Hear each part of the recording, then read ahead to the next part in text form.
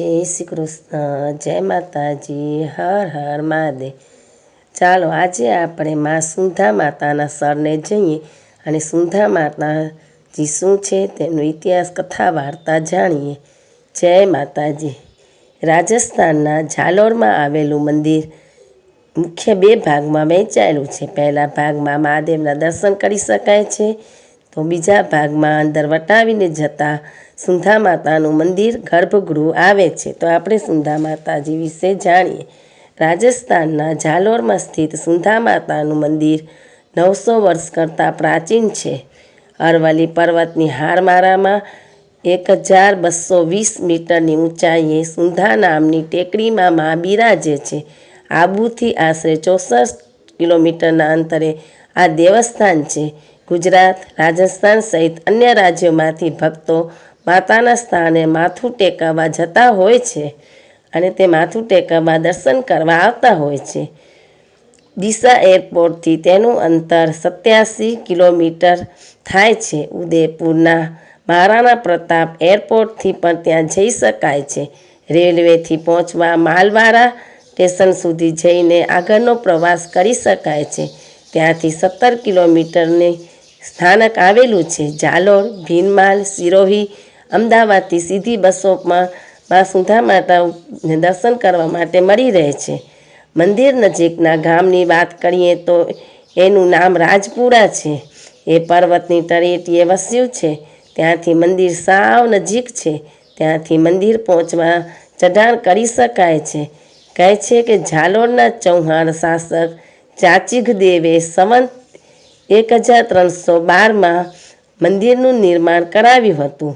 અક્ષય તૃતીયાના શુભ મુહૂર્તે મૂર્તિની પ્રાણ પ્રતિષ્ઠા થઈ હતી। એક સમયે અહીં માતાને દારૂ અને બલિ અર્પણ કરવાની પણ પ્રથા હતી। માલવાડાના ઠાકોર દુર્જનસિંહના પ્રયત્ને બંધ થઈ ગઈ છે। આ પૌરાણિક મંદિરની દિવાલો પર રોચક ઇતિહાસ ધબકે છે। વાયકા એવી છે કે સતીનું માથું સુંધા નામની ટેકરી પર પડ્યું હતું। એ પછી તેઓ અઢટેશ્વરીના નામથી ઓળખાયા। ત્રિપુર નામના દૈત્યનો સંહાર કરનારા આદિદેવની આ તપોભૂમિ કહેવાય છે। આ મંદિરે ચામુંડા માતા અને શિવલિંગના એકસાથે અનન્ય દર્શન થતા હોય એ સ્થાનક શક્તિપીઠ રૂપે ભક્તોના હૃદયમાં અનન્ય સ્થાન ધરાવે છે। સુંધા માતા વૈદિક કર્મકાંડમાં શ્રદ્ધા રાખનારા શ્રીમાળી બ્રાહ્મણ કુળના ઉપમન્યુ ગોત્રના કુળદેવતા છે। આ મંદિરે નાગિની માતા પણ બિરાજે છે। તેવા કુળના કુળદેવી છે। દંતકથા અનુસાર ઋષિ જબાલીએ આ પર્વત પર ધ્યાન ધર્યું હતું। તેઓને દેવીએ દર્શન આપ્યા હતા। આ સ્થાનકનું એટલું મહત્ત્વ છે કે અહીં શ્રદ્ધાળુઓ પોતાની સાથે ખંડિત મૂર્તિઓ પણ લઈ આવે અને અહીં છોડી જાય છે। લોકો તો એવું પણ કહે છે કે જે જગ્યાએ મંદિર છે ત્યાં ક્યારેક વિશાળ ખાડો હતો અને એને પૂરવા માટે પર્વત લાવવામાં આવ્યો હતો। આ મંદિરે એક સમયે નાથયોગી દ્વારા પૂજા અર્ચના થતી હતી। આજે મંદિર ટ્રસ્ટ સંચાલિત છે। સુંધા પર્વત પર પ્રકૃતિ સોળે કળાએ ખીલેલી હોય છે। વર્ષા ઋતુમાં પર્વત અને આસપાસનો વિસ્તાર લીલોતરીની ચાદર ઓઢી લે છે।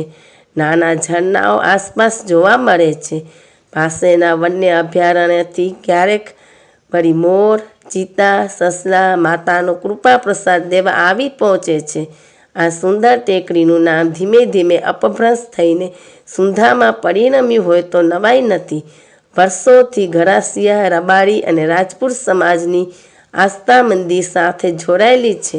આજે પણ અનેક કુટુંબો નવજાત શિશુઓના નામકરણની વિધિ આ મંદિરે સંપન્ન કરે છે। મંદિર મુખ્ય બે ભાગમાં વહેંચાયેલું છે। પહેલા ભાગમાં મહાદેવના દર્શન કરી શકાય છે। તે વટાવીને અંદર જતાં સુંધા માતા મંદિરનું ગર્ભગૃહ આવે છે। મંદિર જેસલમેરના પીળા પથ્થરમાંથી નિર્માણ કરાયું છે। માતાની મૂર્તિ કાળા પથ્થરની છે। મંદિરમાં પ્રવેશતા દ્વાર પર દેવી દેવતાઓની આકૃતિઓનું નકશીકામ જોવા મળે છે। શિવ, પાર્વતી, ગણેશની દુર્લભ મૂર્તિના દર્શન પણ કરી શકાય છે।